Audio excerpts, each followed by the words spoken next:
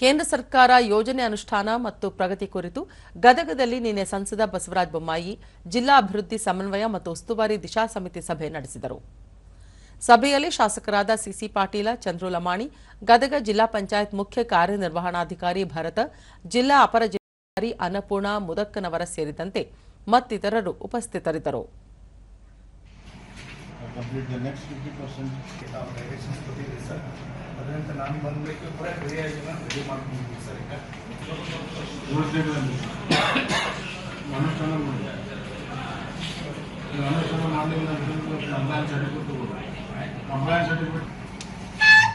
ಬಳಿಕ ಬಸವರಾಜ ಬೊಮ್ಮಾಯಿ, ಕೇಂದ್ರ ಸರ್ಕಾರವು ಮಾನವ ಸಂಪನ್ಮೂಲ ಅಭಿವೃದ್ಧಿಗೆ ಮಹತ್ವ ನೀಡಿದ್ದು, ಕೇಂದ್ರದ ಯೋಜನೆಗಳ ಅನುಷ್ಠಾನದಲ್ಲಿ ವಿಳಂಬ ನೀತಿ ಅನುಸರಿಸದೆ ಸಮರ್ಪಕವಾಗಿ ಅನುಷ್ಠಾನಗೊಳಿಸಬೇಕೆಂದು ಹೇಳಿದರು.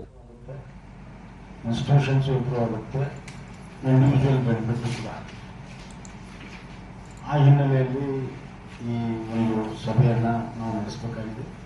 ಮೊಟ್ಟ ಮೊದಲನೇದಾಗಿ ಕಳೆದ ಮೀಟಿಂಗ್ನಲ್ಲಿ ಕೆಲವು ಇನ್ಸ್ಟ್ರಕ್ಷನ್ ಕೊಟ್ಟಿದ್ವಿ. ನಾವು ತೆಗೆದುಕೊಂಡಿದ್ದ ಕ್ರಮಗಳ ಬಗ್ಗೆ ಸಂಬಂಧಪಟ್ಟಂತ ಅಧಿಕಾರಿಗಳು ಹೇಳ್ತಾರೆ.